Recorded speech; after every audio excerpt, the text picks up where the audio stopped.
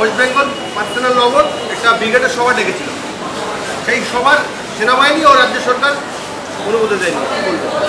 All India Muslim personal ল board সেটি হচ্ছে আপনি বলতে পারেন একটা এলিট মুসলিমদের একটি অর্গানাইজেশন, যেখানে দেখবেন আপনি এমপি থেকে শুরু করে ব্যারিস্টার, আইনজীবী থেকে শুরু করে ইসলামিক স্কলার, তারা মূলত এই অল ইন্ডিয়া মুসলিম পার্সোনাল ল বোর্ডের তারা সদস্য। গোটা দেশব্যাপী, শুধুমাত্র এটা কলকাতায় হচ্ছে এরকম নয়, কলকাতায় হচ্ছে, দিল্লিতে হচ্ছে, হায়দ্রাবাদে হচ্ছে, বিজয়ওয়াড়াতে হচ্ছে, বিভিন্ন জায়গায়, কোনো জায়গায় অসুবিধা নেই। যত অসুবিধা এই পশ্চিমবঙ্গে। কেন এটা কেন হবে? দেখুন, অল ইন্ডিয়া মুসলিম পার্সোনাল ল বোর্ড তারা রেসপন্সিবল অর্গানাইজেশন, তারা জানে যে কিভাবে শান্তিপূর্ণ উপায়ে সাংবিধানিক অধিকারের চর্চা করতে হয়। আমাদের দেশের প্রতিটি নাগরিককে এই অধিকার দেওয়া আছে।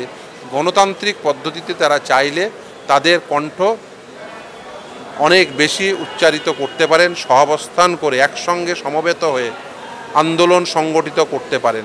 তারা সেটাই চেয়েছেন, তাদের যে কনস্টিটিউশনাল রাইট, সেই কনস্টিটিউশনাল রাইট এক্সারসাইজ করতে চেয়েছেন, নাথিং মোর নাথিং লেস।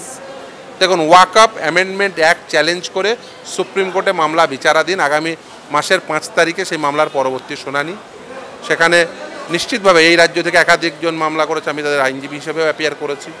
আবার এই ক্ষেত্রে তারা চাইছেন, অল ইন্ডিয়া যে মুসলিম পার্সোনাল ল বোর্ড, তারা চাইছেন যে জনগণকে একসঙ্গে নিয়ে জনগণকে একটা বার্তা দিতে যে গণতান্ত্রিক পদ্ধতিতে এই আইনটিকে আমরা বিরোধিতা করছি।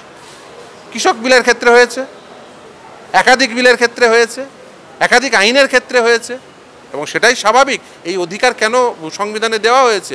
তার কারণ যাতে জনগণ তাদের নির্বাচিত যে জনপ্রতিনিধি, তারা যে বেঠিক কাজ করছে সেটা তো ক্যানভাস করাতে পারবেন।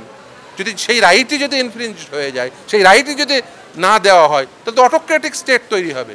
মানে অর্থাৎ একবার আমি জনপ্রতিনিধি নির্বাচিত হয়ে গেলাম, তারপর আমি যা ইচ্ছা তাই করব। আইনসভার সদস্য হয়ে গেলাম জনপ্রতিনিধি হিসাবে, আইনসভার সদস্য হয়ে আমি জনগণের যে রিফ্লেকশন সেই আইনের মধ্যে না রেখে আমি যা ইচ্ছা তাই করলাম। সেই যা ইচ্ছা তাই যাতে না করতে পারে, সেই জন্যই তো কনস্টিটিউশনাল যারা ফ্রেমার, তারা অত্যন্ত সুচিন্তিতভাবে এই অধিকারটি রেখেছেন যে না, আমাদের দেশ স্বাধীন হওয়ার পরেও আমাদের দেশের আইনসভার সদস্য এরকম মানুষ হতে পারেন যারা জনগণের বিরোধী আইন তারা আইনসভায় পাশ করাতে পারেন। সেই জন্যই তো এই অধিকারটিকে রেখে দিয়েছেন যে জনগণ যাতে ন্যায্যতার সঙ্গে এই সাংবিধানিক অধিকারের এক্সারসাইজ করতে পারেন, গণতান্ত্রিক পথে আন্দোলন করে তাদের কণ্ঠটিকে আরও বেশি উচ্চকিত করতে পারেন।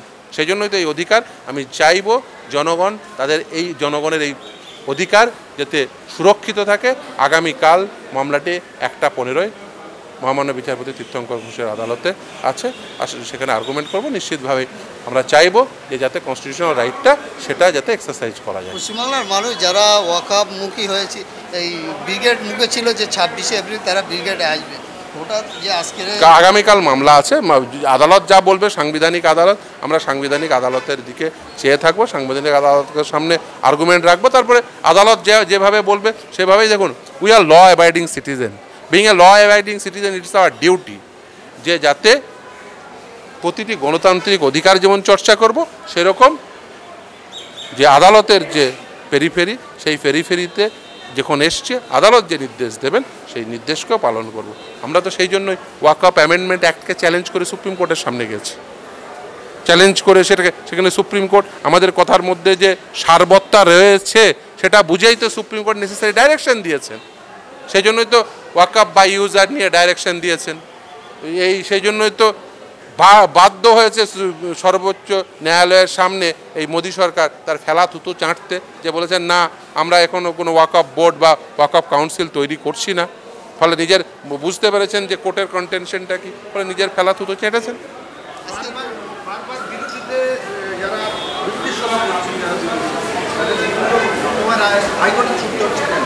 এটা অত্যন্ত দুর্ভাগ্যজনক। দেখুন, এই অধিকার সংবিধান দিয়েছে, এই সাংবিধানিক অধিকারের চর্চা করতে যদি সাংবিধানিক আদালতের সামনে বারবার আসতে হয়, এটি একটি ভালো প্রশাসনের লক্ষণ নয়। প্রশাসনের উচিত তার প্রতিটি নাগরিকের অধিকারকে সুরক্ষিত রাখা। সেই অধিকার সুরক্ষার প্রশ্নে তারা ব্যর্থ হচ্ছেন বলেই কিন্তু নাগরিকদের বিভিন্ন অর্গানাইজেশনকে বারবার আদালতের দ্বারস্থ হতে হচ্ছে। এটা আমার মতে এটা খুব একটা ভালো কাজ হচ্ছে না, এটা অত্যন্ত গর্হিত কাজ হচ্ছে। এবং সেই জন্য প্রশাসন, তার কারণ প্রশাসনকে তো আলটিমেট জনগণের ইয়ার্ডস্টিকে থাকতে হয়। জনগণ তারাই ঠিক করেন যে ভবিষ্যতে কারা প্রশাসনের দায়িত্ব নেবে।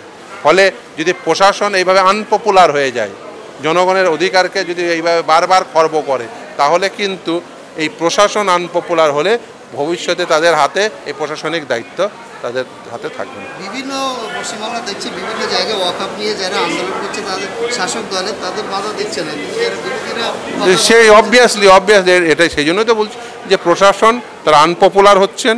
প্রশাসন জনমানুষে যে ছাপ রাখা উচিত সেই ছাপ রাখতে পারছে না, উল্টে তাদের বিরুদ্ধে নেগেটিভ একটা ইমপ্রেশন হচ্ছে। সেই জন্যই তো মানুষ তার বিরুদ্ধে বারবার রাস্তায় নামছেন। সেই জন্যই তো আমি দেখুন, আমাদের দেশে রাইট টু রিকল নেই। একমাত্র উপায় হচ্ছে যে তোমার এই যে প্রশাসন সঠিকভাবে চলছে না এটা জানানোর একমাত্র উপায় হচ্ছে রাস্তা। সেখানে যদি জনগণ মাথা ভিড় করেন, অর্থাৎ প্রশাসনের বুঝে নেওয়া উচিত যে তার প্রশাসনটি সঠিকভাবে চালাতে পারছেন না তারা। দেখুন, আমি এটুকুই বলবো, আদালতের সামনে মামলা আছে, এই সময় কমেন্ট করা উচিত নয়। আদালতের যে গরিমা সেটা রক্ষা করা উচিত। মামলা পেন্ডিং মামলার বিষয়ে কোনো কথা বলতে নেই। এই আদালতের এই গরিমা রক্ষা করা উচিত। আদালতের সামনে মামলা আছে, আদালত যা বলবে তো সেটাই হবে। আগামীকাল 1:15, আজকের মধ্যে যদি না দিতে আগামীকাল 1:15 ফিক্সড।